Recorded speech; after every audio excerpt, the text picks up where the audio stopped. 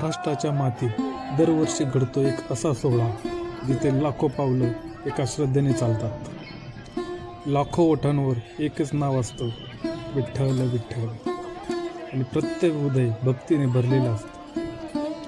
नमस्कार मंडळी, आज आपण अनुभवूयात महाराष्ट्राच्या वारकरी परंपरेचा सर्वात पवित्र आणि भव्य सोहळा, जगद्गुरू संत तुकाराम महाराजांच्या पालखी सोहळ्याचं अविस्मरणीय प्रवास।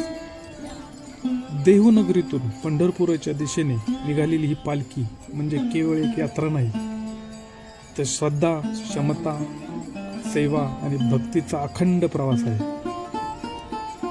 चला तर ज्ञानोबा तुकारामच्या जयघोषात आपण या दिव्य सोहळ्याचा साक्षीदार होऊया।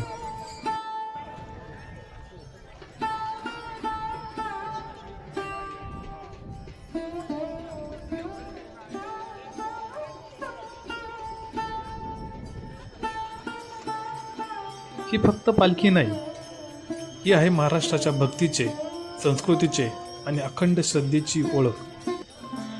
दरवर्षी देहूनगरीतून संत तुकाराम महाराजांच्या पवित्र पादुकांचे पालखी पंढरपुराच्या दिशेने मार्गस्थ होते।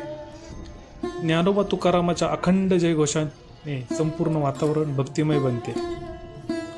हातात टाळ, खांद्यावर विणा, कपाळी गंध, गळ्यात तुळशीची माळ आणि मुखी विठ्ठलाचे नाम। लाखो वारकरी एक ध्यासाने चालत राहतात विठुरायाच्या दर्शनासाठी।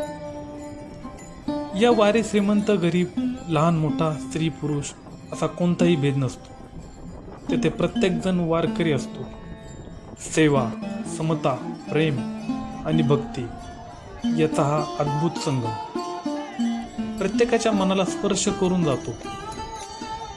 संत तुकाराम महाराजांच्या अभंगातून दिलेला भक्तीचा संदेश आजही प्रत्येक वारकऱ्याच्या पावलांना जिवंत आहे। म्हणूनच ही वारी म्हणजे केवळ पायी चालायचा प्रवास नाही, तर आत्म्याला विठ्ठलाशी जोडणारी एक पवित्र अनुभूती आहे। पुंडलिक वरदान हरी विठ्ठल।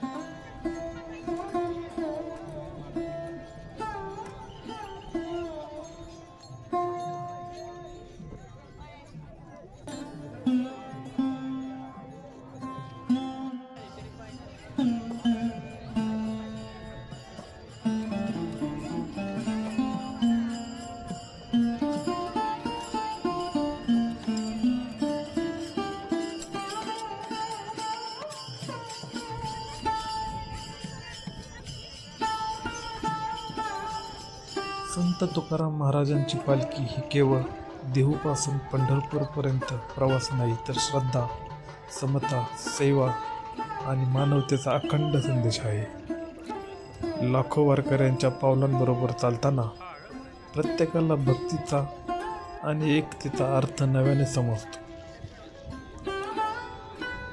जर हा दिव्य सोहळा तुम्हालाही भावला असेल, तर या वारकरी परंपरेचा संदेश जास्तीत जास्त लोकांपर्यंत पोहोचवण्यासाठी हा व्हिडिओ नक्की शेअर करा।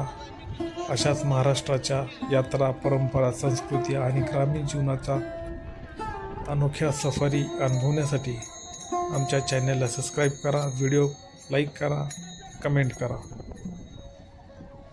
पुन्हा भेटूया नव्या प्रवासाला। तोपर्यंत पुंडलिक वरदान हरी विठ्ठल, श्री ज्ञानदेव तुकाराम।